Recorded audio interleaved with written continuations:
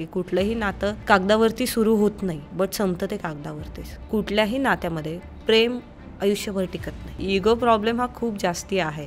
मग तो मेलमध्ये पण आहे आणि फिमेलमध्ये पण आहे. असं म्हटलं जातं की नातेवाईक हे पहिले आपले दुश्मन आहे. ते नातं सुधरवण्याच्या ऐवजी ते अजून कसं बिघडेल याच्याकडे बघितलं जातं. मग मुलीकडचे असतील तर नाही तुला सहनच करावं लागेल. मुलांच्या साईडने नाही तू कसं ऐकून घेऊ शकतोस तिचं, तू तर पुरुषच. तर मोस्टली स्त्रियांची अशी कंप्लेंट आहे की मला समजून घेतलं जात नाही. पुरुषांनाही हे प्रॉब्लेम आहेत की मला समजून घेतलं जात नाही आणि एकमेकांबद्दल त्यांनी पूर्वग्रह केलेले असतात, परसेप्शन्स. समजून घेणं याचा अर्थ असं नाही की तुम्ही जे म्हणाल तेच करणं. मोबाईलवरती बोलणं आणि समोरासमोर बोलणं याच्यात खूप जास्ती फरक आहे. पुरुष एक्सप्रेस होत नाहीत. का होत नाही तर तुम्ही तो स्कोप त्यांना देत नाही.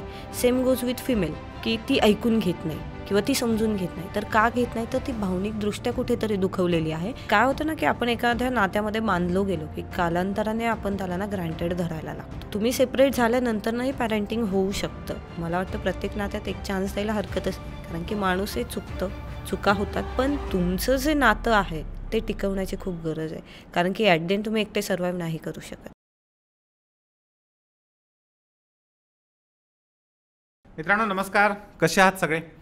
मित्रांनो, 3S टॉक या आपल्या मराठी पॉडकास्टमध्ये मी आपला होस्ट डॉक्टर विशाल बेदुरकर पुन्हा एकदा तुमच्या सगळ्यांचं मनापासून स्वागत करतो. तुम्हाला सगळ्यांना माहीत आहे, आजच्या काळामध्ये पैसा वाढतो आहे, सगळ्या गोष्टींना आपल्या सुखसुविधा वाढत आहेत, पण या सुखसुविधांसोबतच आपल्यासमोरचे प्रॉब्लेम्स पण वाढत आहेत. आणि खास करून आज भौतिक सुविधांचे प्रॉब्लेम कमी आहेत, मात्र त्यासोबतच एकंदर आपले जे नातेसंबंध आहेत ह्या नातेसंबंधांमध्ये प्रचंड प्रॉब्लेम्स तयार झालेत. घराघरामध्ये ताण आणि तणाव प्रचंड प्रमाणामध्ये वाढलेत आणि ह्या सगळ्या गोष्टींवर जर आपण सोल्युशन वेळेवर शोधू शकलो नाही तर आपण कितीही भौतिक सुविधा तयार केल्या तरी त्याचा काही उपयोग होणार नाही आहे. मग हे नातेसंबंध आपण कसे सुधारू शकतो, त्यासाठी आपण काय करू शकतो, या संदर्भात चर्चा करण्यासाठी आज आपल्या 3S पॉडकास्टमध्ये आपल्यासोबत गप्पा करण्यासाठी डॉक्टर निकिता जगताप मॅडम आहेत. मॅडम, 3S टॉकमध्ये आपलं खूप खूप स्वागत आहे. धन्यवाद सर. मी जसं आत्ता म्हटलं की आपल्याला भौतिक सुविधा खूप जास्त प्रमाणामध्ये वाढत आहेत, परंतु जे इंटरपर्सनल आपले रिलेशन्स आहेत, व्यक्तिमधले रिलेशन आहेत, अगदी नवरा बायकोमधले असेल, मुलांमधले आणि पालकांमधले रिलेशन्स असेल, शिक्षकांमधला आणि विद्यार्थ्यांमधलं जे नातेसंबंध आधी होतात तो असेल, हे प्रचंड प्रमाणात बदलत आहेत. कदाचित सोशल मीडियामुळे असेल किंवा इतरही काही कारणं असतील. तर हे जे इंटरपर्सनल रिलेशन्स आहेत आपले एकमेकांसोबतचे, हे तुमच्या, आता तुम्ही सायकॉलॉजिस्ट आहात, तुम्ही PhD केलेलं आहे सायकॉलॉजीमध्ये आणि तुम्ही रोज फेस करतात, हे सगळं पाहत आहात. तर तुम्हाला काय वाटतं की कुठले प्रॉब्लेम सगळ्यात जास्त आज लोकांना फेस करावे लागत आहेत? ओके, इंटरपर्सनल रिलेशनशिपमध्ये जर आपण पाहायला गेलो तर मोस्ट प्रोबॅबली कम्युनिकेशन लॅक खूप करत आहे. म्हणजे जे संवाद आहेत एकमेकांसोबतचे, जे हेल्दी कॉन्व्हर्सेशन आपण ज्याला म्हणतो, ते संवाद खूप लॅक करतात. आजकाल सगळ्यांमध्येच पेशन्स हे खूप कमी झाले, त्यामुळे ऐकून घेणं कमी आणि उत्तर देणं जास्ती वाढलं. महत्त्वाचा शब्द तुम्ही वापरला, पेशन्स प्रचंड कमी होतो, खूप जास्ती कमी आहेत. त्यामुळे असं झालेलं आहे ना की समोरच्याचं ऐकून कमी घेणं आणि उत्तर मी कधी देतोय याच्याकडे जास्ती फोकस आहे. रिप्लाय देण्यासाठी पटकन तयार राहतात. एक्झॅक्टली, रिप्लाय देण्यासाठी पटकन तयार असतात की मी कधी बोलेल असं होतं. त्यामुळे समोरच्याचं आपण त्या पद्धतीने ऐकून घेत नाही. मग तो इमोशनली बोलतोय, भावनिकदृष्ट्या बोलतोय की कशा पद्धतीने तो त्याचे प्रश्न आपल्यासमोर मांडतो आहे किंवा संवाद करण्याचा प्रयत्न करतो आहे, तो खूप जास्त लॅक होतो. आणि याच्यामुळे काय होतंय ना की इंटरपर्सनल रिलेशनशिप डिस्टर्ब होतात. म्हणजे परस्पर संबंधातले जे नाते आहेत त्याच्यामध्ये खूप जास्ती परिणाम दिसून येतात, खूप जास्ती प्रॉब्लेम्स येताना दिसून येतात. आता जर आपण बघायला गेलं की नवरा आणि बायकोमधलं नातं, तर मोस्टली स्त्रियांची अशी कंप्लेंट आहे की मला समजून घेतलं जात नाही किंवा माझं ऐकून घेतलं जात नाही. मला तर वाटतं प्रत्येकाला हा एक तर नक्कीच प्रॉब्लेम असतो, प्रत्येकाला. हो, प्रत्येकालाच हा प्रॉब्लेम आहे. असंच नाही की फक्त स्त्रियांना, पुरुषांनाही हे प्रॉब्लेम आहेत की मला समजून घेतलं जात नाही, कारण की ते शांततेत ऐकून घेऊ शकत नाही आणि एकमेकांबद्दल त्यांनी पूर्वग्रह केलेले असतात, परसेप्शन्स. ज्याच्यामुळे काय होतं ना की समोरचा भावनिकदृष्ट्या डिस्टर्ब आहे किंवा तो भावनिकदृष्ट्या नाही आहे तेवढा एबल आत्ता, तर त्याला आपला सपोर्ट हवा आहे, तो सपोर्ट मिळत नाही.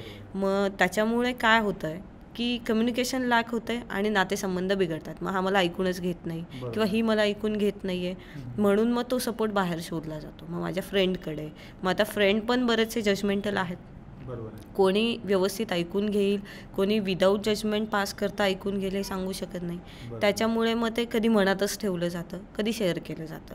आणि ते मनात ठेवल्यामुळे त्याचं खूप मोठं ओझं होतं आणि ते ओझं नको त्या वेळी नको त्या पद्धतीने बाहेर पडतं. जसं की हळूहळू थेंबे थेंबे तळे साचे असं म्हणतात, त्या पद्धतीने विचारांचं पण थेंबे थेंबे तळे साचतं आणि ते तळं इतकं साचतं की त्याचा पूर येऊन जातो.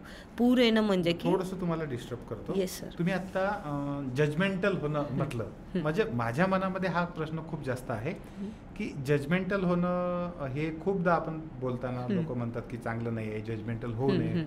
जजमेंटल होणं म्हणजे नेमकं काय आहे? ओके, जजमेंटल होणं म्हणजे की एखाद्या विश्वासू व्यक्तीला मी काहीतरी गोष्ट सांगितली. फॉर एक्झाम्पल, बाबा मला कोणीतरी आवडतं, माझं लग्न झालेलं आहे तरी मला कोणीतरी आवडतं, हे माझ्या विश्वासू व्यक्तीला मी जर सांगितलं तर तो त्याच्या मागे हे नाही बघणार की हा इथपर्यंत का पोहोचला आणि याला इथून बाहेर कसं काढायचं. इन्स्टेड ऑफ ते करणं, ते म्हणा की अरे यार हा तर फालतूच आहे, याला म्हणतात जजमेंट देणं. स्वतःचं मत देणं, समोरच्याला समजून न घेता. मग हे फक्त स्वतःपुरतं मर्यादित न ठेवता ते 4 चौघांमध्ये करणं की याचं अफेअर आहे, याला वाईफ आहे तरी हा याने अफेअर केलंय. पण आता थोडंसं सॉरी टू डिस्टर्ब मला तुम्हाला. No sir. पण आता एखाद्यानं समजा मला ते सांगितलं आणि माझं त्याच्याबद्दलचं एकदम स्ट्रॉंग मत आहे काहीतरी, तर मग ते मी त्यावेळेस व्यक्त नाही करायचं का, किंवा चुकीचं आहे का ते व्यक्त करणं? व्यक्त करणं चुकीचं नाहीये, पण समोरचा व्यक्ती कुठल्या सिच्युएशन मध्ये आहे ते पाहून व्यक्त करणं आणि त्याला योग्य मार्ग देणं हे आपण करू शकतो. मत आहे ते बरोबरच आहे, पण आता समोरच्या व्यक्तीचं काय सिच्युएशन आहे ते बघूनच ते सांग. एक्झॅक्टली, ते बघूनच आपण सांगायचं, कारण की तो इतक्या विश्वासाने आपल्याला येऊन सांगतोय, दॅट मीन्स त्याला कुठेतरी गिल्ट पण आहे त्या गोष्टीचं. मग त्याला त्यातनं बाहेर काढण्यासाठी आधी मदत करणं आणि मग तुम्ही तुमचं जे काही मत आहे ते तुम्ही त्याला पटवून देऊ शकता. येस. बरोबर. आता याच्यातून प्रश्न निघाला म्हणून विचारतो तुम्हाला. अनेकदा आहे ना, खूप लोकांना असं वाटतं की मी सगळ्यांना समजून घेतोय पण मला कोणी समजून घेत नाही. तर हे जे म्हणणं आहे हे कशा पद्धतीने टॅकल केलं पाहिजे? समजा अनेक लोकांना असं, खास करून स्त्री आहेत, गृहिणी आहेत, गृहिणींना असं वाटतं की मी नवऱ्याला सांभाळून घेते, मुलांच्या लहरी किंवा मुलांचे जे काही सवयी असतील त्या मी हँडल करते, बरोबर, पण मला कोणी समजून घेत नाही. ही जी भावना आहे समजून न घेण्याची, तर ही कशी तयार होते, ती कशी जाऊ शकते, किंवा ते जाण्यासाठी काय करता येईल त्यांना? अच्छा, आता मला कोणी समजून घेत नाहीये त्याच्यासाठी तुम्ही एक्सप्रेस होणं गरजेचं आहे. सगळ्यात आधी शेअर करणं गरजेचं आहे की बाबा इथे इथे गोष्टी कमी पडतात किंवा इथे मला समजून नाही घेतलं जाते. ठीक आहे, समजून घेणं याचा अर्थ असं नाही की तुम्ही जे म्हणाल तेच करणं. राईट, समजून खूप महत्वाचं आहे. कारण की स्त्रियांचं असं होतं, समजून घेणं म्हणजे मी म्हणते त्याला होला हो मिळवलं की समजून घेणं, तर हे समजून घेणं नसतं. प्रत्येकानं पहिल्यांदा समजून घेतलं. एक्झॅक्टली, हे प्रत्येकाने पहिल्यांदा समजून घेतलं पाहिजे. समजून घेणं म्हणजे काय, तर तुम्हाला एक्झॅक्टली प्रॉब्लेम काय होतोय, मग ते शांततेत ऐकून घेणं की आपण त्याच्यावरती सोल्युशन काढू, हे करणं. असं नाही की समोरच्यावरती लादणं आणि त्याने ते ऍक्सेप्ट केलं तरच समजून घेणं. आणि स्त्रियांचं खरं मान्य केलं तरच ते समजून घेतलं असं होत नाही. असं होत नाही कारण की प्रत्येकाची मतं वेगवेगळी आहेत आणि प्रत्येकाचे एक्सपेक्टेशन्स वेगळे आहेत. आता एका सिच्युएशनमध्ये स्त्रीला समजून घेतलं की बाबा हो चल तू म्हणतेस तर तुझ्या मनाप्रमाणे मी करतो, बट प्रत्येक वेळेस ते करणं म्हणजे समजून घेणं नाही होऊ शकत, शक्य होणारच नाही. सो मला असं वाटतं की समजून घेण्याची आधी डेफिनेशनच तुम्ही अंडरस्टँड करा आणि तर मग तुम्हाला समजेल की समोरचा पर्सन ॲक्च्युली समजून घेतोय की नाही घेत. येस. पण समजा आता एखादी स्त्री किंवा एखादा पुरुष असा आहे की हे त्याला प्रत्यक्ष लोकांसोबत वागत असताना करता येत नाहीये, पण त्याच्याकडे असे काही मार्ग आहेत की त्या मार्गाच्या माध्यमातून तो स्वतःला एक्सप्रेस करू शकतो. कसं, म्हणजे काय असे पर्याय आहेत त्याच्यात? म्हणजे स्त्री किंवा पुरुष कोणी? ओके, आता जर समोरचं आपल्याला समजून घेत नाहीये, ठीक आहे, तुम्हीही डिस्टर्ब आहात, तोही डिस्टर्ब आहे, काहीतरी रिझन आहे म्हणून तो समजून घेत नाही, तर ते रिझन जाणून घेण्याचा प्रयत्न करा. जर अशा वेळी तुम्हाला एकटं वाटतंय, तुम्हाला समजून नाही घेतलं जाते, त्यावेळी तुम्ही डायरी आणि पेन घेऊन सगळं लिहून काढा. ठीक आहे, त्यामुळे तुम्हाला थोडं रिलॅक्स वाटेल. त्याच्यानंतर ना तुम्ही जाऊन तुमच्या पार्टनरशी बोला की बाबा मी हे तुला सांगत होते, तर तू मला त्यावेळी नाही अंडरस्टँड करून घेतलं, काय प्रॉब्लेम होता तुझा, नक्की एक्झॅक्टली प्रॉब्लेम काही होता का, जिकडे मी पण नाही तुला समजून घेऊ शकली आहे. तर हे कम्युनिकेशनने सॉल्व्ह होऊ शकतं. एकमेकांना समजून घ्यायला. जर दोन्ही पार्टी डिस्टर्ब आहेत, मग तो बरोबर. मेल असू देत फिमेल असू देत, बरोबर. तर दोघांनी स्वतःचा वेळ घ्या, थोडं रिलॅक्स व्हा, त्याच्यानंतर ना मग तुम्ही बसा आणि डिस्कस करा, तर ते अंडरस्टँड करून घेतलं जाईल. त्यामुळे जास्त होतं. त्यामुळे जास्त बरोबर. समजून न घेणं समजून न घेणं. हे प्रश्न जास्त येतात. सॉल्व्ह होऊ शकतं. सॉल्व्ह होऊ बरेच आहे ना, शकतात. आता मुलांच्या बाबतीमध्ये मला हे सगळे इश्यू खूप जास्त प्रमाणात दिसतात. म्हणजे मुलांना खूपदा असं वाटतं की मला न विचारता तुम्ही डिसिजन घेतलं, म्हणजे फॅमिलीमध्ये असेल, आणि तर मग ते त्यांच्या मनात राहतं, आणि ते कदाचित प्रेशरमुळे असेल किंवा याच्यामुळे असेल, ते सांगू शकत नाही, पण ते त्यांच्या मनात कुठेतरी ते दडपण राहतं आतमध्ये की मला न विचारता डिसिजन घेतले किंवा काय अशा वेळेस. तर अशा वेळेस पालक म्हणून आईवडिलांची जबाबदारी काय असते? म्हणजे मुलांच्या मनात जर असं कुठलं मनात त्या भावना असतील, तर ते कसं ते बाहेर काढू शकतात? अच्छा, आता इथे पण कसं होतं, काही पालक वर्किंग आहेत, बरोबर. काही पालक सगळेच एज्युकेटेड आहेत असं नाही. बरोबर. खेडोपाडी बघायला गेलं तर अनएज्युकेटेड आहेत, हो. आणि तिकडे असं आहे की मी जे म्हणेल तेच खरं, म्हणजे बरोबर. घरातला करता हा पुरुषच बरोबर. हे असतं, त्यामुळे मी जे म्हणेल ते खरंच. सो तिकडेही हे वाद होतात. सेम गोज विथ एज्युकेटेड फॅमिलीमध्येही हे होतात. बरोबर. तर मला असं वाटतं की फॅमिलीने एक क्वालिटी टाईम स्पेंड करणं गरजेचं आहे. ॲटलिस्ट दिवसभर जर तुम्ही काम करताय, दिवसभरातला 1 तास एकत्र बसून कोणाला काही पटत नाही आहे और कोणाला कुठे प्रॉब्लेम येत आहेत फॅमिलीमध्ये, तर बरोबर. ते डिस्कस करणं गरजेचं आहे. ओके. मग जर मुलांचे एक्सपेक्टेशन्स आहेत की आईवडिलांनी सांगितलं नाही, तर का नाही सांगितलं हे बघणं गरजेचं आहे. बरोबर. इन्स्टेड ऑफ एक्सपेक्टेशन ठेवणं की सांगणंच गरजेचं आहे. बरोबर. बरोबर. काही गोष्टी अशा आहेत की ज्या एक्सपिरियन्स वाईज आपले आईवडील मोठे आहेत, बरोबर. त्यांना त्या गोष्टी कळतात, त्यामुळे ते नाही सांगत आहेत. आणि बरोबर. तेवढंच पेरेंट्सनी त्यांना सांगितलं पाहिजे की बाबा समहाव हे रिझन्स आहेत, त्याच्यामुळे तुला या डिसिजनमध्ये किंवा या बरोबर. निर्णयामध्ये इन्व्हॉल्व नाही करून घेतलं जाते. हो, राईट. हो. कारण की लहान मुलाला प्रत्येक निर्णयामध्ये आपण नाही घेऊ शकत. बरोबर. त्याचबरोबर जरी वयात आलेला मुलगा असेल, तर त्याच्यामागे त्याचे काही टेन्शन्स असतील, त्यामुळेही आई बाबा तुम्हाला इन्व्हॉल्व करून नाही घेऊ शकत. बरोबर. सेम गोज विथ जर आपण बघायला गेलो खेडोपाडी, हो. तर तिकडेही या गोष्टी होऊ शकतात, कारण की एक्सपिरियन्स वाईजच ते केलं जातं. असं कुठेच नसतं ठरवून केलेलं की इन्व्हॉल्व करायचं नाही आहे किंवा सांगायचं नाही आहे. त्यामुळे बरोबर. नाण्याला 2 बाजू आहेत. सो दुसरी बाजू पण बघा. त्याला जेवढा आपण निगेटिव्ह विचार करत बसणार की मला सांगितलंच नाही आणि मला बरोबर. इन्व्हॉल्व करूनच घेत नाहीत, तर तो तुमचा विचार स्ट्रॉंग होणार आहे. आणि जेवढा तो विचार स्ट्रॉंग होणार, तेवढा समोरच्याच्या बाबतीत आपल्या मनात खूप जास्ती निगेटिव्हिटी भरणार आहे. बरोबर. त्याच्यामुळे मग ते सॉल्व न होता पुढे आणखी गोष्टी येत राहतात, आणि मग हे कंटिन्यू कॉन्फ्लिक्ट्स तर राहतात. हे जे नातेसंबंध बिघडण्यामध्ये हम्म. किंवा चांगले होण्यामध्ये, दोन्ही गोष्टी म्हणूया आपण त्याला, हम्म. केमिकल लोच्या नावाचा काही प्रकार आहे का? म्हणजे काही केमिकलचे बदल झाले तर आपले नातेसंबंध खराब होतात, चांगले होतात, असं काही आहे? हे बघा, आपले विचार, आपल्या भावना हे सगळं इंटरलिंक्ड आहे, आणि त्याच्यावरती आपला ब्रेन आहे. सगळ्यात मोस्टली आपल्या विचारांवरती आपला ब्रेन खूप जास्ती डिपेंड आहे असं म्हणता येईल. अच्छा. आणि त्याच्यावरती मग केमिकल्स. आता जसं की सतत होणारे वाद किंवा हो. सतत डोक्यात येणारे निगेटिव्ह विचार, वादामुळे निगेटिव्ह विचार येतात, बरोबर. आणि ते वाद सॉल्व न झाल्यामुळे ते विचार कंटिन्यू राहतात. आता ज्यावेळी खूप जास्ती राग येतोय किंवा निगेटिव्ह विचार येत आहेत, त्यावेळी आपल्या ब्रेनमध्ये ॲमेग्डाला नावाचा एक पार्ट आहे जो आपल्या इमोशन्सवरती काम करतो. बरं. मग त्यावेळी काय होतं, ज्यावेळी सतत निगेटिव्हिटी किंवा चिडचिड राग होते, तर ॲमेग्डाला हा नावाचा आपला जो पार्ट आहे ब्रेनचा, तो ॲक्टिव्ह होतो, आणि तिकडून स्ट्रेस हार्मोन्स जास्ती रिलीज केले जातात. जसं कॉर्टिसोल हार्मोन झालं, ॲड्रेनल नावाचा हार्मोन झालं, ते रिलीज होतात. आणि ते रिलीज झाल्यानंतर ना आपल्या बॉडीमध्ये हार्टबीट वाढणं, चिडचिड होणं, त्याच्यामुळे आपल्या बॉडीवरचा कंट्रोल जाणं, मग त्यामुळे आपल्या इमोशन्सचं काम करतं प्रीफ्रंटल लूप, ओके. जे तिथे इमोशन्स पण आपले काम करत नाही, विचारांवरती ते काम करतं. मग तेही काही वेळापुरतं शट होऊन जातं. मग तिकडे आपल्याला कळत नाही की आपण एक्झॅक्टली सतत विवेक बुद्धीने विचार करणं ते बंद होऊन जातं. मग त्यावेळी निगेटिव्हिटी खूप जास्ती वाढते बॉडीमध्ये, आणि बॉडीमध्ये पण बरेचसे चेंजेस होतात, केमिकल रिलीज होतात, आणि त्याच्यामुळे समोरच्याच्या बाबतीत निगेटिव्हिटी वाढणं, त्यामुळे स्ट्रेस वाढणं, एन्झायटी, डिप्रेशन यांसारख्या गोष्टी होतात. सो डेफिनेटली केमिकल लोच्या ह्या नावाची जी गोष्ट आहे ही होते. आणि हे फक्त असं नाही की स्ट्रेस हार्मोन्सच, त्याचबरोबर आपले हॅपी हार्मोन्स पण आहेत, सेरोटोनिन, डोपामाइन. ज्यावेळी आपली खूप जास्ती चिडचिड होते, त्यावेळी जर आपण बघितलं किंवा आपण खूप सॅड आहोत, त्यावेळी ॲसिडिटी सगळ्यांनाच होत आहे. बरोबर. मोस्ट प्रोबॅबली आता जर बघायला गेलो आपण, तर 100पैकी 99 लोकांना ॲसिडिटीचे प्रॉब्लेम्स आहेत. सो हे ॲसिडिटीचे प्रॉब्लेम आपली मेंटल हेल्थ आणि आपली फिजिकल हेल्थ हे इंटरलिंक्ड आहे. सो ज्यावेळी आपली चिडचिड राग होते किंवा आपण सॅड असतो त्यावेळी सेरोटोनिन नावाचं जे घटक आहे ते 90% आपल्या स्टमकमध्ये असतं आणि मग ते रिलीज होतं आणि ते रिलीज झाल्यामुळे काय होतं, ॲसिडिटी होते. मग पोटात डिस्कम्फर्ट होणं, मग अपचन होणं, अपचनामुळे मग रात्री झोप न लागणं, मग हे कंटिन्यू जर प्रोसेस सुरू राहिली तर मग हे मानसिक आजारांकडे डायवर्ट होतं, म्हणजे डिप्रेशन एन्झायटीकडे जातं. त्यामुळे आपले विचार, आपली मानसिकता हे सगळं इंटरलिंक्ड आहे. येस. लहान मुलांच्या बाबतीमध्ये मुलं वाढत असताना त्यांच्यामध्ये काही केमिकल चेंजेस होणं किंवा हार्मोन्स कमी जास्त होणं, ह्या गोष्टीचा परिणाम पालकांच्या आणि मुलांच्या नातेसंबंधावर होतो का? हो, खूप जास्ती होतो.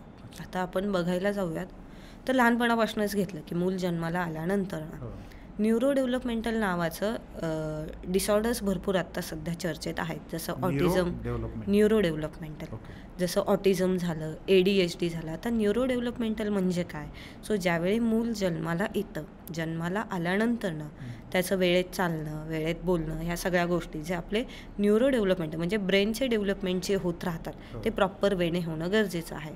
आजकाल हे खूप जास्ती लॅक करतं आहे. म्हणजे काही मुलं लवकर बोलत नाही आहेत, काही मुलं लवकर चालू शकत नाही आहेत, काही मुलं इतके ॲक्टिव्ह आहेत की त्यांना कंट्रोल करणं डिफिकल्ट होऊन जातं. ते एक हायपर ॲक्टिव्ह आपण ज्याला म्हणतो. सो हे कशामुळे होतं तर हे एकतर जेनेटिक हेरिडिटरी पण असतं. त्याचबरोबर ज्यावेळी आई बाळाला जन्म देते त्याच्यानंतरनं जे ब्रेस्ट फिडिंग आपण ज्याला म्हणतो किंवा बाळ पोटामध्ये असताना आईला जर स्ट्रेस असेल तर या गोष्टी खूप जास्त रोल प्ले करतात. त्यामुळे ज्यावेळी आईची खूप जास्ती चिडचिड होती बाळाला फिडिंग न करणं, ती काय खाती आपण जसं म्हणतो की प्रेग्नेन्सीनंतरनं बाहेरचं खायचं नसतं वगैरे, त्याचबरोबर विचारांवरही काम करणं गरजेचं असतं. सो जेवढी आई चिडचिड करणार किंवा जेवढी ती डिस्टर्ब असणार तेवढं ते बाळामध्ये ट्रान्सफर होतं. त्याच्यामुळे मग ती डेव्हलपमेंट प्रॉपर होत नाही. त्यामुळे मग ऑटिझम, ADHD यांसारखे खूप सारे प्रॉब्लेम्स आत्ता मुलांना येत आहेत. जे अपकमिंग बेबीज आहेत त्यांना खूप जास्त हे प्रॉब्लेम दिसून येतात. त्याच्यामुळे तुम्हाला डिस्टर्ब करतो. Yes sir. आम्ही साधारणतः 1 वर्षाच्या आधी, 1 वर्ष पण नसेल झालं, एक पॉडकास्ट आपण घेतला होता स्तनपानावरचा आणि त्याच्यामध्ये हा मुद्दा खूप चांगल्या पद्धतीने डॉक्टरांनी समजावून सांगितला होता की योग्य प्रमाणामध्ये जर ब्रेस्ट फिडिंग व्यवस्थित नाही झालं मुलाला तर त्याच्या मेंदूच्या डेव्हलपमेंटवर त्याचा किती मोठा फरक पडतो आणि त्याचा भावनिक आरोग्य ज्याला आपण म्हणतो तो पण. सो मग हे जे काही प्रॉब्लेम आहेत लहान मुलांमध्ये येणारे, आता जसं की मुलगा वयात येतोय, म्हणजे त्या मुलगा किंवा मुलगी वयात येते, मुलीला पिरियड्स येणं, मुलाचे हार्मोन्स ॲक्टिव्ह होणं, याच्यामुळे पण आईवडिलांमध्ये खूप जास्ती कॉन्फ्लिक्ट्स होतात. अजूनही आपण म्हटलं तरी पिरियड्स बाबतीतही टॅबू आहे. ओपनली बोलू शकत नाही. मुलीला पिरियड्स आले, तू असंच बस, तू हेच केलं पाहिजे, तू तेच केलं पाहिजे. त्याच्यामुळे अचानक येणारं बंधन त्या मुलीवरती, जी रोज खेळणारी बागडणारी मुलगी आहे, तिला पिरियड्स आल्यानंतर मग तिला जे येणारं कंट्रोलिंग असतं त्याच्यामुळे आईवडिलांमध्ये मुलीचं आणि आईचं मोस्ट प्रोबॅबली जास्ती इंटरपर्सनल रिलेशनशिप डिस्टर्ब होतात की मग तू मला हेच का सांगतेस, मग मीच का असं बसायचं आहे, मग मुलानेच का नाही बसायचं आहे. ते प्रॉपर एज्युकेट करणं गरजेचं आहे. त्याचबरोबर ज्यावेळी मुलीला पिरियड्स येतात तर घरात असणारा भाऊ असेल, वडील असतील, त्यांनी ते अंडरस्टँड करणं गरजेचं आहे. मग तिची चिडचिड होते तर ही चिडचिडी आहे असं म्हणून चालत नाही. मग तिला वाटतं की मला कोणीच अंडरस्टँड करून घेत नाही, म्हणून मग भावासोबतही तिचे नातेसंबंध खराब होतात, वडिलांसोबतही होतात. सो त्याच्यामुळे पण इंटरपर्सनल रिलेशनशिपमध्ये प्रॉब्लेम येतात. सेम गोज विथ मुलं ज्यावेळी वयात येतात त्यावेळी केस वाढवणं असेल, थोडं हँडसम दिसणं असेल किंवा मुलींकडे अट्रॅक्ट होणं असेल, या गोष्टी होतात. तिकडेही रिस्ट्रिक्शन्स येतात की पालकही बरोबर आहेत त्यांच्या जागी की बाबा हे नाही केलं पाहिजे, ते नाही केलं पाहिजे, कारण की या गोष्टीला अजून पुढे वय आहे, मोठा झाल्यावर करायचं वगैरे. पण सांगण्याच्या पद्धती असतात. मला असं वाटतं की आजकालची मुलं खूप जास्ती हुशार आहेत. सो थोडंसं पालकांनाही त्यांचं ऐकून घेणं गरजेचं आहे. त्यांचं ऐकल्यानंतर त्यांना योग्य सल्ला त्यांच्या पद्धतीनेच देणं गरजेचं आहे. तर हे प्रॉब्लेम थोडे कमी होतील, कारण की आजकाल पालक आणि मुलं याच्यात खूप जास्ती इंटरपर्सनल रिलेशनशिपचे कॉन्फ्लिक्ट्स दिसून येतात. सो थोडंसं पालकांनाही अंडरस्टँड होणं गरजेचं आहे. ऐकून घेणं दॅट डझंट मीन की त्यांचे एक्सपेक्टेशन्स पूर्ण करणं. ऐकून घेणं म्हणजे एक्झॅक्टली त्याचं म्हणणं काय आहे ते ऐकून घेणं आणि तुमचं जे मत आहे त्याला व्यवस्थितरित्या पटवून देणं. कदाचित मला असं वाटतं आता शहरामध्ये तर ह्या गोष्टी थोड्या कमी दिसतात, पण ग्रामीण भागामध्ये अजूनही आपण ज्याला म्हणतो की मुली एक साधारणतः 18, 19, 20 या वयामध्ये वगैरे जे आलं हम्म. की मुलं आणि मुली पळून जाऊन लग्न करण्याचा जो प्रकार आहे हो. तो अजूनही त्या ठिकाणी म्हणजे बऱ्यापैकी जास्त आहे, मोठ्या प्रमाणामध्ये हो आहे. हो तर त्याच्यामागे पण अशी काही कारणं असू शकतात त्यांचे, म्हणजे ज्या आईवडिलांनी इतके दिवस त्या मुलीला म्हणजे अगदी तळहातावरच्या फोडासारखं जपलेलं असतं आणि ती मुलगी अचानक त्यांना सोडून एखाद्या मुलासोबत पळून जाते समजा. हम्म. तर हा जो प्रॉब्लेम आहे, हम्म. हा प्रॉब्लेम या इंटरपर्सनल रिलेशन्स व्यवस्थित हँडल न केल्यामुळे होत असेल. हो हो हे प्रॉब्लेम मोस्टली अपब्रिंगिंग कसं आहे, आई वडिलांसोबतचं रिलेशनशिप कसं आहे, सिक्युअर आहे की अँशियस आहे. आता सिक्युअर म्हणजे काय की मी आई वडिलांसोबत जे हवंय ते बोलू शकते, सगळं शेअर करू शकते आणि कसं आहे ना सर, टाळी एका हाताने वाजत नाही, बरोबर. दोन्ही साईडने तेवढं अप्रोच असणं गरजेचं आहे. जेवढं मुलांनी आई वडिलांना शेअर करणं गरजेचं आहे तेवढंच आई वडिलांनी त्यांच्याकडून तो अप्रोच दाखवणं गरजेचं आहे, बरोबर. सो सिक्युअर रिलेशनशिप असेल, फ्रेंडली अप्रोच असणं गरजेचं आहे. जर सिक्युअर रिलेशनशिप आईबाबांसोबत असेल तर पुढे जाऊन ते मग व्यवस्थित फॉरवर्ड होतं, कॅरी फॉरवर्ड होतं. तेच ती तिच्या हजबंडसोबतही व्यवस्थित डील करू शकते, राईट. त्याचबरोबर अँशियस पॅरेंटिंग असेल, म्हणजे अँशियस रिलेशनशिप असेल आईबाबांसोबत, अँशियस म्हणजे सतत घाबरून राहणं, यांना काही झालं तर हे सोडून तर जाणार नाहीत ना वगैरे. सो त्याच्यामुळे पण पुढे प्रॉब्लेम येतात. त्याचबरोबर दुसरी गोष्ट म्हणजे की आई बाबा अंडरस्टँड करून घेत नाही. कितीही आपण म्हटलं की प्रेम विवाहाला आता बऱ्यापैकी सगळे हो म्हणतात, पण ग्रामीण भागामध्ये अजूनही तो टॅबू आहे. मग मुलगी एकदा वयात आल्यानंतर ना तिचे बॉडीमध्ये भरपूर चेंजेस होतात, त्याचबरोबर तिच्या एक्सपेक्टेशन्स पण वेगळ्या पद्धतीच्या असतात, बरोबर. म्हणजे तिला इमोशनली जास्त अंडरस्टँड करून घेणं गरजेचं असतं, तिला प्रेम देणं गरजेचं असतं आणि ते कुठेतरी लॅक होतं बिकॉज ऑफ ग्रामीण भागामध्ये काम करणं गरजेचं आहे. मग आई बाबा मोस्टली कामाच्या मागे जातात, मग मुलीला समजून घेणं किंवा तिला कुठल्या पद्धतीने प्रेम देण्याची गरज आहे हे त्यांना एज्युकेट करणारं कोणी नसतं. त्यामुळे त्या मुली बाहेर शोधतात आणि बाहेर शोधल्यानंतर ना त्यांना ते छान वाटतं, हवंसं वाटतं आणि आई बाबा ॲक्सेप्ट करणार नाहीत म्हणून मग ते पळून जातात. मग हेच जर मला असं वाटतं की पळून, म्हणजे लॅक ऑफ ट्रस्ट पण त्या ठिकाणी, एक्झॅक्टली लॅक ऑफ ट्रस्ट खूप मॅटर करतो. कारण की आई बाबा समजून नाही घेणार, विश्वास ठेवणार नाहीत समोरच्या मुलावरती. आणि असं नाही की प्रत्येक वेळी आई बाबाच चुकीचे आहेत. प्रत्येक आई वडिलांना आपल्या मुलाची काळजी, मुलीची काळजी, ते त्यांच्यासाठी म्हणजे योग्य बरोबरच विचार करणार, चुकीचं असं काही करणार नाही.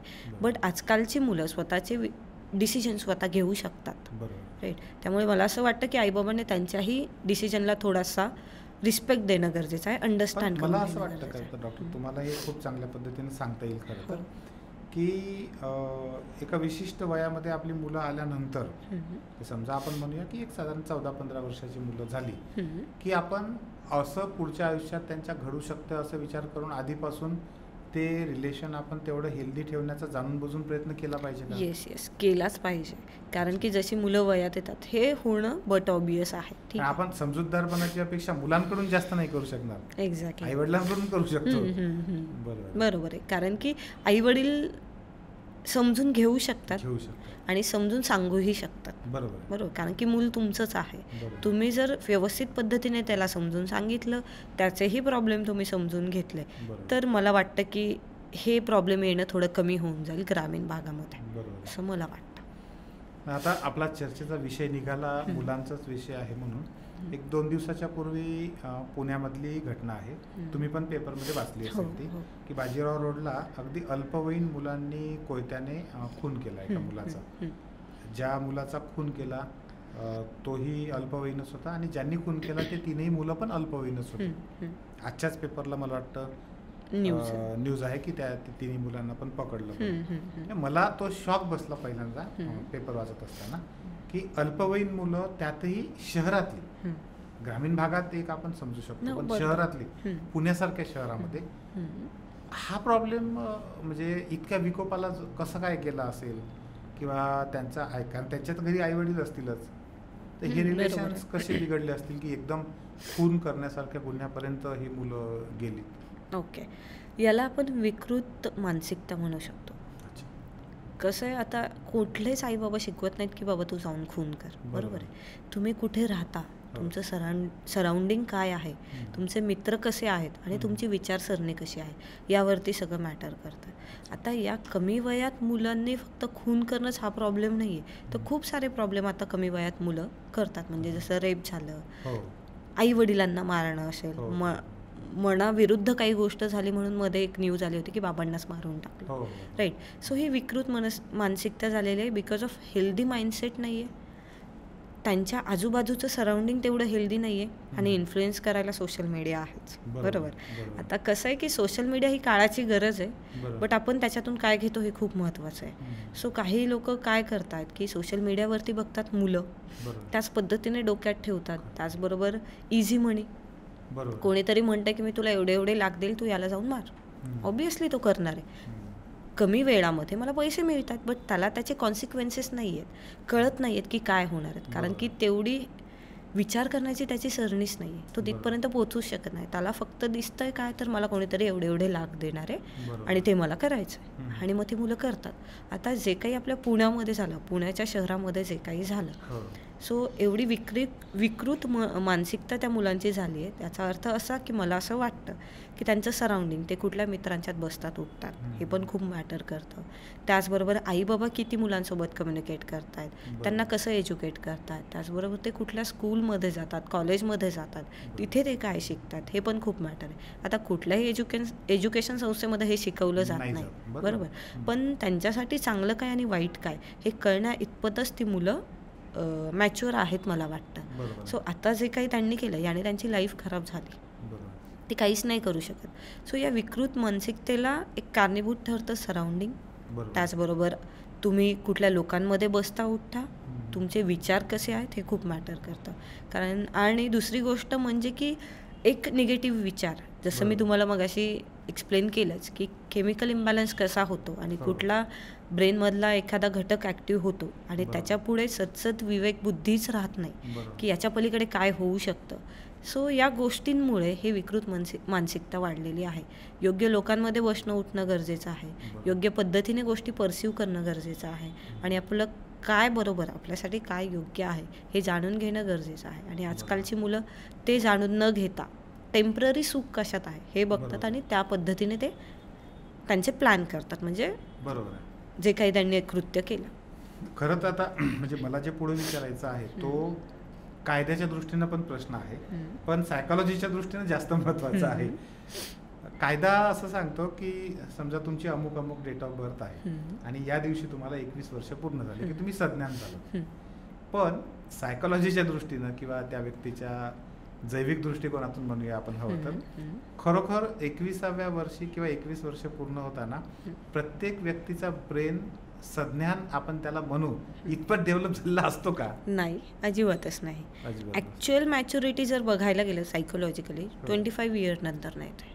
अच्छा, सायकोलॉजिकली ठीक आहे. मग असं नाही आहे की 21 नंतर न येतच नाही का, येते, बट 25 नंतर त्यांना कळतं की आपल्यासाठी योग्य काय, आपल्यासाठी अयोग्य काय. दॅट डझंट मीन की आधी कळत नाही, कळतं, पण प्रॉपर जी मॅच्युरिटी म्हणतो, परिपक्वता ज्याला आपण म्हणतो विचारांमध्ये, ती 25 नंतरनं यायला लागते. आणि त्याच्यानंतरनं ती 25 नंतरनं 40पर्यंत 50पर्यंत, मग त्याच्या पुढे सेन्स ऑफ सिक्युरिटी या गोष्टी असतात. पण जे 21 वयानंतरनं जी त्यांची मॅच्युरिटी असते त्याला आपण म्हणजे सायकोलॉजिकली तरी प्रॉपर मॅच्युरिटी नाही म्हणता येणार. 25 नंतरची जी मॅच्युरिटी असते त्यावेळी प्रॉपर ब्रेन पण तुमचा डेव्हलप होतो. आपण आपल्या साध्या भाषेमध्ये म्हणू शकतो की अक्कलदाढ अजून यायची असते. एक्झॅक्टली, अक्कलदाढी 25. कायद्याच्या भाषेमध्ये तो परिपूर्ण सज्ञान व्यक्ती होतो. मुलींच्या बाबतीमध्ये असं अनेकदा हे पाहायला मिळतं की 18 वर्ष वय झालंय, आता तुम्ही तिला काही म्हणू शकत नाही, ती म्हणजे ती काही करू शकतो. पण खरंच कायद्याला जे अभिप्रेत आहे तिचे सज्ञान पण किंवा ती मॅच्युरिटी तिच्यामध्ये आलेली नसते. म्हणजे पालकांची खूपदा याच्यामध्ये म्हणजे दैन्य अवस्था होते, वाईट अवस्था होते, कारण मुलगी तर सज्ञान आहे, कायदेशीर दृष्ट्या ते काही करू शकत नाही. दुसरीकडे तिला ते मॅच्युरिटी नाहीये हे पण दिसते आहे. आणि ज्या पोटच्या गोळ्याला त्यांनी वाढवलेलं असतं तर त्यांचा जीव तुटणं हे पण साहजिक आहे, स्वाभाविक आहे. हा खूप मोठा एक प्रॉब्लेम दिसतो. मला दुसरं तुम्हाला म्हणायचं आहे की अलीकडच्या काळामध्ये घटस्फोटाचं प्रमाण सुद्धा खूप प्रचंड वाढलं. म्हणजे एक जोक आला होता काही दिवसाच्या आधी की ज्यांना लग्नाविषयी खूप जास्त उत्सुक आहे त्यांना 1 तासभर फॅमिली कोर्टाच्या बाहेर तुम्ही उभं करा, त्यांचा उत्सुकता कमी होऊन जाईल. तर अशा अर्थाचा तो होता. हम्म. त्यातला गमतीचा भाग जरी सोडून दिला तरी आत्ताच्या काळामध्ये घटस्फोटाचं प्रमाण प्रचंड वाढत आहे. हो. आपल्या जवळपास घडला तरच आपल्याला दिसतो, पण त्याची जी संख्या आहे ती संख्या किती वाढते ते त्यात काम करणाऱ्या लोकांना चांगलं माहिती आहे. बरोबर. तर काय कारणं आहेत की इतक्या मोठ्या प्रमाणात घटस्फोट व्हायला लागले? ओके, आता इथे कारणं भरपूर सारी आहेत. सगळ्यात main factor lack of communication. अच्छा. म्हणजे जे काही तुमचं कम्युनिकेशन आहे, संवाद, ते खूप कमी झालेत. एकमेकांसोबत बोलणं. पण संवादाची साधनं वाढली, म्हणजे मोबाईल वाढलेत. मोबाईल वाढलेत, बट तेच ना, मोबाईलवरती बोलणं आणि समोरासमोर बोलणं ह्याच्यात खूप जास्ती फरक आहे. बरोबर. आणि दुसरी गोष्ट इगो प्रॉब्लेम वाढली. इगो प्रॉब्लेम हा खूप जास्ती आहे. मग तो मेलमध्ये पण आहे आणि फिमेलमध्ये पण आहे. जसं म्हटलं जातं की मेल इगोमध्ये येतो, तर असं नाही, फिमेलमध्येही इगो असतो. जरी मी फिमेल असले तरी मी बायस नाही आहे किंवा मी फेमिनिस्ट नाही आहे. राईट. सो ह्या गोष्टी आहेत. आता दुसरी गोष्ट, संवाद कमी झालेत म्हणजे काय की तुम्ही दोघे ज्यावेळी नात्यामध्ये येता, तुमचं लग्न होतं, कुठल्याही नात्यामध्ये प्रेम आयुष्यभर टिकत नाही. टिकतं तर ते तुमची अंडरस्टँडिंग, तुम्ही एकमेकांना किती समजून घेताय, तुमची कम्पॅटिबिलिटी, तुम्ही एकमेकांसाठी किती पूरक आहात, या 2-3 गोष्टी खूप मॅटर करतात. आणि मग त्याच्यानंतरनं तुमच्या संवादामध्ये जर कमतरता यायला लागले की तुम्ही संवाद करण्याऐवजी जास्ती तुमचे वादच होत आहेत, तर त्याच्यामुळे काय होतं ना की कम्युनिकेशन कमी असल्यामुळे हा मला समजून घेत नाही आहे, त्यामुळे भावनिकदृष्ट्या मला जे हवं आहे ते मिळत नाही आहे. मग ते फिमेलचं असू दे किंवा मेलचं असू दे, त्याच्यामुळे मग ते डिस्टर्ब होतं किंवा तो डिस्टर्ब होतो. आणि डिस्टर्ब झाल्यामुळे काय होतं की कॉन्फ्लिक्ट रिझॉल्व्ह होत नाहीत, वादाकडेच वळलं जातं. आणि जे काही माझा मुद्दा होता तो सॉल्वच नाही झाला किंवा त्याच्यावरती मला उत्तर भेटलंच नाही. राईट. मग ते कॉन्फ्लिक्ट तसंच राहतं. मग ते हळूहळू साचत राहतं. आणि त्याचबरोबर दुसरी गोष्ट म्हणजे की तुमच्यात कम्युनिकेशन नसल्यामुळे एकमेकांना अंडरस्टँडिंग करून घेणं पुअर होऊन जातं. मेल मग गप्प होतात. त्याचबरोबर पर्सनॅलिटी पण इकडे मॅटर करतात. काही मेल किंवा फिमेल इंट्रोवर्ट असतात. इंट्रोवर्ट म्हणजे की कमी बोलणं, एक्सप्रेस कमी करणं, अंतर्मुख आपण ज्याला म्हणतो. आणि काही एक्स्ट्रोवर्ट असतात, खूप जास्ती बोलणं, त्याच्यामुळे हे कॉन्फ्लिक्ट्स होतात. त्याचबरोबर इंट्रोवर्ट आणि अँशियस पर्सनॅलिटी जर एकत्र आली तर पुश आणि पुल सायकलमध्ये नातं अडकतं. म्हणजे इंट्रोवर्ट म्हणजे की कमी बोलणं, एक्सप्रेस न होणं. अँशियस म्हणजे की तिला त्या प्रश्नाचं उत्तरच हवं आहे, तिला त्याच वेळी ते क्लोजर हवं आहे, बोलायचंच आहे आणि त्या गोष्टीचं क्लोजर मिळलंच पाहिजे. इंट्रोवर्ट असा आहे की तो त्याचा थोडा टाईम घेईल, थोडं शांत राहील, त्या गोष्टीवरती विचार करेल, समोरचा काम असेल तर तो एक्सप्रेस होईल, नाहीतर तो होत नाही. मग याच्यामध्ये पुश पुल सायकल सुरू राहते आणि या सायकलमध्ये खूप जास्ती वाद होतात. मग त्याच्यामुळे काय होतं, इंट्रोवर्टही भरडला जातो आणि त्याचबरोबर एक्स्ट्रोवर्टही भरडला जातो. अँशियस पर्सनॅलिटीच्या फिमेल असतील किंवा मेल असतील तेही भरडले जातात, कारण की एक्सप्रेसच होत नाहीत आणि मग इकडे अवॉइड केलं जातं. अवॉइड करणं म्हणजे की इग्नोर करणं. आणि मोस्टली फिमेलला ते डायजेस्ट होत नाही. माझा नवरा मला इग्नोर कसा करू शकतो, याने मला इग्नोरच कसं केलं, काच केलं, हे खूप जास्त येतं. का म्हणजे आला इगो, आणि इगोमध्ये आला पण तो मला इग्नोर का करतोय, माझं कुठे चुकतंय का, हे अक्नॉलेज येत नाही. का येत नाही, कारण की मी रागाची भावना, जसं मी तुम्हाला म्हटलं की आपलं ॲड्रेनल हार्मोन ॲक्टिव्ह झालेला आहे, त्याच्यामुळे मग त्या रागामध्ये सतसत विवेक बुद्धी नाही आहे की मी योग्य पद्धतीने विचार करते नाही, जे मला वाटतंय तेच खरं, म्हणजे ह्याने मला इग्नोरच का केलं, त्याच्यामुळे जो मुद्दा आहे तो बाजूला राहिला, तो मला इग्नोर केला. त्यामुळे फिमेलची खूप जास्ती चिडचिड व्हायला लागते, ती खूप डिस्टर्ब होते. मग तिचे हार्टबीट, पाल्पिटेशन होणं, श्वासावरती कंट्रोल न राहणं, मग ती ओव्हर रिॲक्ट होते. ओव्हर रिॲक्ट म्हणजे काय, ती खूप जास्ती रडेल, इमोशन्सवरती कंट्रोल राहत नाही. आणि समोर तिचा हस्बंड बसलेला आहे, तो एक्सप्रेस होऊ शकत नाही, कारण की हिचं हे ओव्हर रिॲक्टिंग किंवा खूप जास्ती चिडचिड करणं. ओव्हर रिॲक्टिंग म्हणजे फक्त रडणंच नाही, तर खूप अति प्रमाणात चिडचिड करणं. समोरचा जे सांगतोय तिचा ब्रेनही प्रोसेस नाही करत त्या गोष्टी, त्याने जरी पॉझिटिव्ह वेने सांगायला गेला ते निगेटिव्ह वेनेच घेतलं जातं, त्याच्यामुळे आणखी वाद होतात. त्यामुळे मेल प्रेफर करतात शांत राहणं. मग मेल शांत राहिले की फिमेलला वाटतं सायलेंट ट्रीटमेंट देतो आहे, आणि ही सायलेंट ट्रीटमेंट, मेलचं पण शांत राहण्याचा जो टाईम आहे तो खूप जास्ती असतो. त्यामुळे फिमेलचं काय होतं की क्लोजर नाही मिळाले, सायलेंट ट्रीटमेंट मिळाली. गॅस लाईटिंग एक नवीन शब्द आला आहे बेसिकली, की एवढे वाद झाले आहेत, एवढा मला त्रास होतो आहे, तरी याला फरकच पडत नाही, हा ह्याची लाईफ एन्जॉय करतो आहे. आणि मग कुठे टोमण्यात बोलणं असेल किंवा तिला समजून न घेणं, स्वतः हॅप्पी राहणं, बरं ती रडती आहे तर तिच्यापाशी जाऊन ऐकून घेणं, या गोष्टी मेलला नाही करतायत कारण की ती खूप जास्ती एक्स्ट्रीम रिॲक्ट होते. सो इकडे ना समतोल राहत नाही भावनांचा, मला असं वाटतं.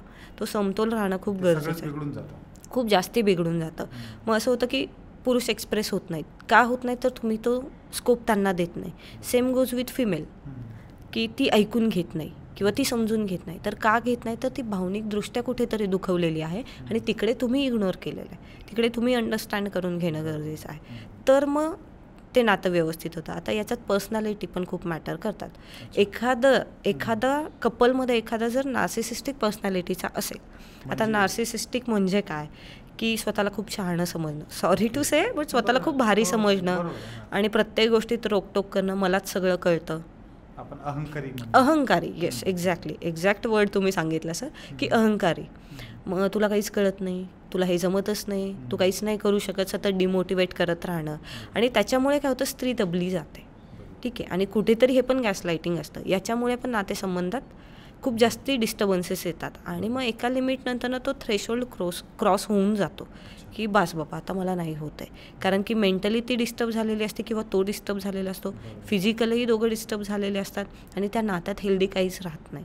आणि त्याच्यामुळे मग शेवटी आपण म्हणतो की कुठलंही नातं कागदावरती सुरू होत नाही, बट संपतं ते कागदावरतीच, बरोबर. बट त्या संपण्याआधी जी सुरुवात असते ती ही असते की एकमेकांना समजून न घेणं, एकमेकांना अंडरस्टँड न करून घेणं. डिस्टर्ब तुम्हाला करतोय. हो सर. मला हा पॉइंट समजून घ्यायचा आहे की कुठल्या पॉइंटला आपण ते दुरुस्त करण्याच्या मागे लागलं पाहिजे आणि कुठल्या पॉइंटला ते फेकून दिलं पाहिजे. एक्झॅक्टली.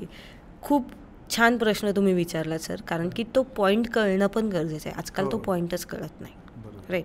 मला असं वाटतं की ज्यावेळी तुमच्या नात्यामध्ये दुरावा निर्माण होतोय, एकटेपणाची भावना येते, कारण की तुमच्यामध्ये कम्युनिकेशन गॅप होत आहे, त्यावेळीच तुम्ही काहीतरी पावलं उचलणं गरजेचं आहे. जर तुमच्या दोघांमध्ये सॉल्व्ह होत नाही आहे, तुम्ही प्रोफेशनल हेल्प घ्या, मी म्हणेल.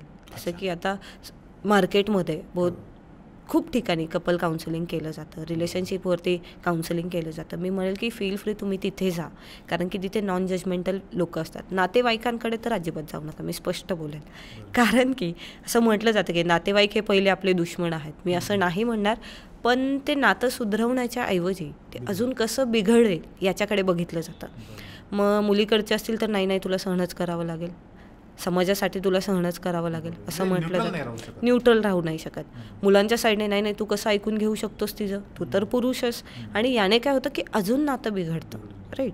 आणि त्यावेळी ते दोघेही डिस्टर्ब आहेत, त्यांना योग्य मार्गदर्शन मिळणं गरजेचं आहे, ना की त्यांच्यामध्ये निगेटिव्हिटी टाकणं. सो अशा वेळी मी म्हणेल की तुम्ही प्रोफेशनल हेल्प घ्या आणि तिथे जाऊन तुम्ही डिस्कस करा. मग घटस्फोट घेणं हे चुकीचंच आहे असं अजिबात नाही. असं म्हटलं जातं की सोबत राहून मरण्यापेक्षा दोघेजण सेपरेट होऊन तुमचं आयुष्य जगा, आनंद जगा, कारण की आयुष्य एकदाच आहे. राईट. सो अशीच माझ्याकडे एक केस आली होती, कपल आलं होतं माझ्याकडे, ज्यांचं लव्ह मॅरेज होतं, त्या लेडीचं आणि त्यांचं लव्ह मॅरेज होतं. बट समहाऊ त्या दोघांमध्ये कम्युनिकेशन गॅप, फिजिकली अनसॅटिस्फाईड असणं, या सगळ्या गोष्टींमुळे फिमेलचं एक्स्ट्रा मॅरिटल अफेअर झाला. आणि एक्स्ट्रा मॅरिटल अफेअर झालं, बट ती काही त्याच्यासोबत फिजिकल वगैरे झाली नव्हती, जस्ट बोलणं. तिला ते छान वाटत होतं त्याच्याशी बोलणं. आणि तिने स्वतःहून जाऊन तिच्या हजबंडला सांगितलं की नाही आता हे कुठेतरी थांबलं पाहिजे बाबा, माझं असं होतं, मी एका पर्सनसोबत बोलत होते, बट ते मला कळतं आहे की माझं चुकलं आहे, मी परत असं नाही करणार. बट ऑब्वियसली त्या पुरुषाला राग येणार, राग आलाही पाहिजे, नाही असं नाही, त्याला ते डायजेस्ट करणं थोडं अवघड जात होतं. बट त्याच्यानंतर ना त्या पुरुषानेही तिला टॉर्चर करणं सुरू केलं. आता टॉर्चर म्हणजे काय, तिला मारणं वगैरे तर नाही, तिच्यासमोर दुसऱ्या फिमेलसोबत बोलणं असेल, त्याचबरोबर दुसरी फिमेल घरात घेऊन येणं तिच्यासमोर, मग तिच्यासमोर सेक्शुअल टॉक करणं, या गोष्टी व्हायला लागल्या. त्याच्यात तिची खूप जास्ती घुसमट व्हायला लागली. आय नो की चुकी तिचीच होती, बट तिला गिल्टही होतं, ती ॲक्सेप्टही करत होते. मला वाटतं प्रत्येक नात्यात एक चान्स द्यायला हरकतच नाही, कारण की माणूस हे चुकतं, चुका होतात. जेवढं तुम्ही फगिव कराल तेवढं लवकर तुम्ही स्वतःचंही बॅगेज कमी कराल आणि तुमचं नातं सुरळीत होईल. बट तिथे उलटं झाल्यामुळे ती लेडी खूप जास्ती सफर व्हायला लागली, म्हणजे लाईक एन्झायटी, डिप्रेशन यांसारख्या गोष्टी व्हायला लागल्या. आणि मग ती माझ्याकडे आली की मॅम असं असं होतं, मी काय करू. मी म्हटलं इफ पॉसिबल तुझ्या हस्बंडला इन्व्हॉल्व कर. बट तो थोडा ऑर्थोडॉक्स विचारांचा असल्यामुळे काउन्सिलिंग वगैरे ह्या गोष्टी त्याच्या डायजेस्टच नाही झाला. म्हणून मग काही दिवस मी तिला म्हटलं तू सर्वाईव्ह कर दॅट डझंट मीन तू त्याला अंडरस्टँड कर, तू त्याला समजून घे, तू त्याला समजव. बट ते होतच नव्हतं. मग एक थ्रेशोल्ड असा आला की डिवोर्स घेणं हाच पर्याय उरला आणि मग त्या लेडीने डिवोर्स घेतला. माझं सजेशन हेच होतं की तुम्ही सेपरेट व्हा. आणि मग डिवोर्स घेतल्यानंतर ना ती लेडी आता खूप खुश आहे, बेंगलोरला सेटल आहे, तिचं ती स्वतः व्यवस्थित करते आणि तो पुरुषही हॅप्पी आहे. तो पण त्याच्या लाईफमध्ये हॅप्पी आहे, तो पण एन्जॉय करतोय त्याची लाईफ. सो सांगण्याचं तात्पर्य हेच की डिवोर्स घेणं किंवा घटस्फोट घेणं हे चुकीचं नाही आहे. योग्य वेळ आल्यावरती तुम्ही तो डिसिजन घ्या, बट त्याआधी त्या नात्याला तुम्ही प्रयत्न करा सुधरवण्याचा. ठरवली पाहिजे. हां, तो डिसिजन घेतला पाहिजे आणि ती वेळ कळली पण पाहिजे असं मला वाटतं. आणि आता आपल्याला प्रोफेशनल मदत जी आहे या बाबतीतली ती आहे अवेलेबल, त्याच घेतली. हो. आपल्या समाजामध्ये अजूनही लोकांना म्हणजे समजा पोट दुखत आहे तर आपण डॉक्टरकडे जातो, पण आपले हे रिलेशन्सचे प्रॉब्लेम आहेत, वागणुकीचे प्रॉब्लेम्स आहेत, तर आपण सायकोलॉजिस्टकडे गेलं पाहिजे. हेच अजून लोकांना पचनी पडत नाही. त्यांना असं वाटतं की पागल झाल्यानंतरच एक्झॅक्टली म्हणजे सायकोलॉजिस्टकडे गेलं की हा वेडाच आहे असं गृहीत धरलं जातं. आणि म्हणजे निदान खेड्यांमध्ये तरी अजून हे असंच होतं. खेडोपाडी अजूनही हेच आहे, ग्रामीण भागात अजून अवेअरनेस नाही आहे. बट याच्यामुळे काय होतंय ना की मानसिकता खूप जास्त बिघडत चालली आहे. त्याच्यामुळे नको ते कृत्य घडणं समाजामध्ये हे होतंय. त्याचबरोबर सुसाईड करणं किंवा तुम्ही पाहत असाल की रस्त्यावरती लोक कचऱ्याच्या बाजूला बसलेले आहेत, काहीतरी विचित्र कपडे घातलेले आहेत किंवा काही लोकांच्या अंगावरती वस्त्रही नाही आहेत. सो हे कशामुळे होतं? Lack of awareness. हे जे काही आहे त्यांचा स्वतःवरचा कंट्रोल गेल्यामुळे त्यांना एक मोठा मानसिक आजार झालेला आहे, त्याला स्किझोफ्रेनिया म्हटलं जातं. जसं फिजिकल आजारांमध्ये शुगर, तसा स्किझोफ्रेनिया मानसिक आजारांमध्ये. योग्य वेळी जर आपण ते फर्स्ट एड नाही केलं, म्हणजे बेसिकली खर्चटलं, आपल्याला खिळा लागला तर आपण लगेच टीटीचं इंजेक्शन वगैरे घेणं हे करतो. ते जर नाही केलं तर ते चिघळणार आहे, कालांतराने त्यात सेप्टिक होणार आहे, जखम होऊन सेप्टिक होणार आहे. ते सेप्टिक जर नाही रिकवर झालं तर ती जागा कट करावी लागणार. सेम गोज विथ मानसिक आजार. इकडे पूर्ण लाईफच कट होत आहे, म्हणजे रियालिटीपासूनच आपण डिटॅच्ड होऊन जातो आणि मग रस्त्यावरती फिरणं, एकट्यात बडबड करणं. सो मला वाटतं थोडंसं तुम्हाला म्हणजे डीपमध्ये जाऊनच मला असं विचारायचं आहे. बरेचदा काय होतं, लग्न होतात, मुलं होतात. आता आपल्या साधारणतः भारतीय समाजामध्ये लवकर मुलं आणि लवकर हे सगळं होतं. समजा स्त्री असेल, खास करून पुरुषांच्याही बाबतीमध्ये होतं, पण स्त्रियांच्या बाबतीमध्ये जास्त करून की आत्ता तर माझं म्हणजे व्यवस्थित नाही आहे, डिवोर्स घ्यायचा आहे, पण मी डिवोर्स घेतला तर मुलांचं काय होईल, आणि मग ते मुलांचं काय होईल अशा याच्यामध्ये ते प्रॉब्लेम मात्र वाढतच जातो, त्याच्यावर सोल्युशनच काढत नाही. बरोबर. आणि ज्यावेळेस मुलांचं लग्न होतं त्यावेळेस डिवोर्स घेण्याच्या कंडिशनमध्ये ते राहत नाही, इकॉनॉमिकल असेल किंवा इतर जे काही असेल ते. मग अशा वेळेस एखाद्या स्त्रीने किंवा एखाद्या पुरुषाने मुलांवर काय इफेक्ट होईल अशा प्रश्नामध्ये जर का तो अटकला तर त्यावेळेस त्याने डिसिजन कसा घ्यायचा? ओके.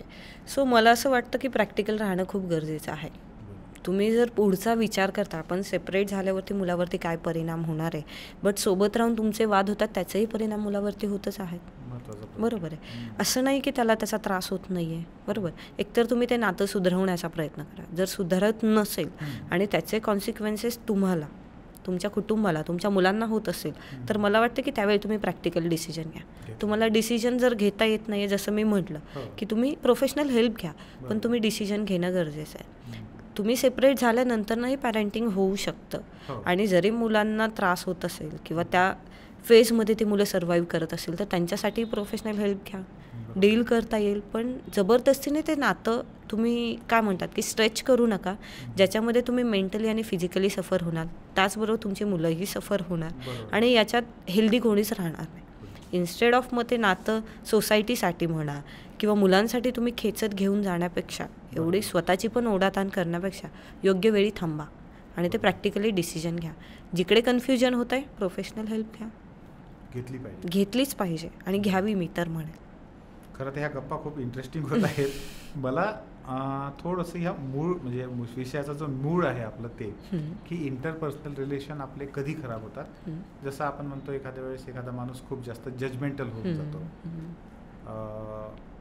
जजमेंटल होण्यासारखे असे कुठले गुण आहेत हम्म, किंवा अशा कुठल्या गोष्टी आहेत की ज्याच्यामुळे दोन व्यक्तींमध्ये संबंध खराब होतात? हम्म. ओके. आता 2 व्यक्तींमध्ये संबंध खराब होण्यामागे भरपूर साऱ्या गोष्टी आहेत. जसं मी म्हटलं कम्युनिकेशन तर रोल प्लेच करतो. त्याचबरोबर इगो, त्याचबरोबर जजमेंट. बरोबर. काय होतं ना की आपण एखाद्या नात्यामध्ये बांधलो गेलो की कालांतराने आपण त्याला ना ग्रँटेड धरायला लागतो. बरोबर. ग्रँटेड धरायला लागतो म्हणजे की फिमेल असेल ती फक्त घरातलंच करते. सो बट ऑबियस आहे कंटिन्यू जर ती 5-6 वर्ष घरातच आहे तर तिचा कॉन्फिडन्स कमीच होणार आहे. ती अचानक बाहेर नाही पडू शकत. बरोबर. मग त्यावेळी तुम्ही ग्रँटेड पकडून तिला म्हणत तू काय करू शकतेस, तू 1 रुपया नाही कमवून आणू शकत. ठीक आहे, हे काय झालं, तुम्ही जजमेंट पास केलं. अरे पण ज्यावेळी तुम्ही लग्न केलं त्यावेळी ती तेवढीच कॉन्फिडंट होती, ती तेव्हा कमवत होती. बरोबर. बट ती इथपर्यंत आली, तिचा कॉन्फिडन्स लॅक झाला आहे, तर तुम्ही तिला बूस्ट केलं पाहिजे, तुम्ही तिला सपोर्ट केला पाहिजे. बरोबर. इन्स्टेड ऑफ तिला जजमेंट पास करणं. सो हा जो काही जजमेंटल स्वभाव आहे किंवा तुम्ही जे काही जजमेंट पास करता त्याने समोरचा सफर होतो. दॅट डझंट मीन की फक्त फिमेलच. मेलच्या बाबतीत फिमेलही खूप जास्त ग्रँटेड पकडतात की हा कुठे जाणार आहे, राईट. आणि मी तर घरात एवढं सगळं करते, दिवसभर मी राबते, मग हा काय फक्त बाहेर जाऊन कामच तर करून येतो, दुसरं काय करतो, पैसे कमवणं याच्या पलीकडे त्याला काही येतं का?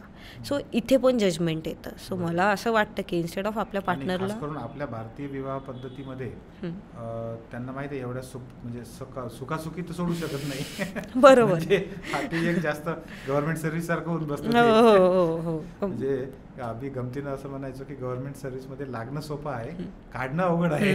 तसं इथं पण होतं. बरोबर आहे, बरोबर. सो जजमेंटल राहू नका मी म्हणेल नात्यामध्ये कुठल्याही. कारण की ॲट दी एंड जर तुम्हाला सर्व्हाइव्ह करायचं आहे, तुम्ही कधी ना कधी कुठल्या ना कुठल्या नात्यात असणार आहात, तर तुमचं पॅटर्न ओळखा. बरोबर आहे. कारण की जर तुम्ही हे नातं एक्झिट करून बरोबर. दुसरा प्रवास सुरू करताय, तर जिथे ते नातं एक्झिट झालं, का झालं, कशामुळे झालं, त्याचे रिझन्स बघा, सेल्फ ॲनालिसिस करा, तुमचे पॅटर्न ओळखा आणि ते पॅटर्न रिपीट होऊ नये याच्यासाठी प्रयत्न करा. नाही तर परत दुसऱ्या नात्यात गेल्यानंतर हा सेम येऊ शकतो, सेम इश्यू येऊ शकतो. कारण की तो पॅटर्न तुमचा रिपीट होतोय, कालांतराने तुमचा तो स्वभाव बनतोय. सो आणि इथे चूक बरोबर सांगणारं कोणी नसतं, आपणच आपल्याला अक्नॉलेज करायचं असतं, सेल्फ ॲनालिसिस करायचं असतं, असं मला वाटतं. खरं तर खूप सुंदर पद्धतीने तुम्ही हे सगळं उलगडत जात आहात. शेवटी म्हणजे थांबताना मला तुम्हाला एक असा सर्वसमावेशक प्रश्न ज्याला म्हणून आपण तसा विचारायचा आहे हो. की प्रत्येक व्यक्तीने आपले जे काही इंटरपर्सनल रिलेशन्स आहेत, व्यक्तीसोबतचे असतील किंवा अनेक व्यक्तींसोबतचे आपले संबंध असतील, तर त्यासाठी काय काळजी आजच्या काळात खास करून घेतली पाहिजे? मी म्हणेल की कम्युनिकेशनवरती फोकस करा, सगळ्यात जास्त खूप गरजेचं आहे. आणि कम्युनिकेशन म्हणजे काय रे, कसं आहेस, हाय हॅलो नाही, तर हेल्दी कम्युनिकेशन ठेवा की बाबा आज तू काय केलंस. पण हेल्दी कम्युनिकेशन म्हणजे काय? हेल्दी कम्युनिकेशन म्हणजेच हे की तू आज काय केलंस, तुला काय प्रॉब्लेम आले किंवा माझं कुठे चुकलं का, माझ्यामुळे तू समजून घेणं, माझ्यामुळे तू कुठे हर्ट झालास का, बरं झालं असेल तर पटकन सॉरी बोला, का झाला, कसं झालं, एक्सप्लेन करा, समजून घ्या, पुढे जा. पण तुमचं जे नातं आहे ते टिकवण्याची खूप गरज आहे. कारण की ॲट द एंड तुम्ही एकटे सर्वाइव्ह नाही करू शकत. आणि मोस्टली आई बाबा झालं, नवरा बायको झालं, मित्रमैत्रिणी झालं, हे काळाची गरज आहे. तुम्ही पैसा अमाप कमवू शकता, तुमच्याकडे gadgets, an number of gadgets तुमच्याकडे असू शकतात, बट ते गॅजेट्स तुम्हाला रिलेशनशिपचं ती वार्मथ नाही मिळणार आहे, ती ऊब जी असते ती नाही देऊ शकत ॲट द एंड व्हर्च्युअल जग. त्यामुळे तुम्हाला ते नातं जर ताजं ठेवायचं आहे तर तुम्ही कम्युनिकेशन वाढवा, एकमेकांना समजून घ्या, इगो साईडला ठेवा, जजमेंट बाजूला ठेवा आणि त्या नात्यामध्ये एन्जॉय करा, असं वाटतं. म्हणजे सरते शेवटी आपण येतो आपल्या आध्यात्मिक शिकवणुकीवर. एक्झॅक्टली. की तुम्ही तुमचा इगो थोडा कमी ठेवलात आणि एकमेकांना समजून घेऊन जर का वागायला लागलात तर आपोआपच हे प्रॉब्लेम आपल्यासाठी सॉल्व्ह होतील आणि अर्थात समाजासाठी पण ते सॉल्व्ह होतील. बरोबर आहे. आज खास करून आपण वैयक्तिक आणि जास्त करून कुटुंबातले आपलं वैयक्तिक जे नातं आहे त्याच्यावरच बोललो. पण निश्चितपणे 3S टॉकच्या पुढच्या भागामध्ये हेच रिलेशन्स, समाजातले जे बाकीचे रिलेशन्स आहेत त्याच्यावरही आपण बोलूया. नक्कीच सर. आज तुम्ही खूप सुंदर पद्धतीने 3S टॉकच्या आमच्या सगळ्या प्रेक्षकांसाठी अतिशय सुंदर पद्धतीने ह्या सगळ्या गोष्टी समजावून सांगितल्यात. खूप खूप धन्यवाद. Thank you so much sir. तुम्हीही मला 3 इयर्स टॉकमध्ये बोलवल्याबद्दल तुमचेही खूप खूप आभार. आणि आय होप या 3 इयर्स टॉक थ्रू मी लोकांपर्यंत पोहोचून त्यांना हेल्प करेल आणि आपल्या जे काही आपल्या पॉडकास्टमधून लोकांना हेल्प होईल तीच एक माझ्यासाठी देणगी असेल की बाबा मी काही ना काही समाजासाठी करू शकते. So thank you so much sir. Yes sir. Thank you. Thank you.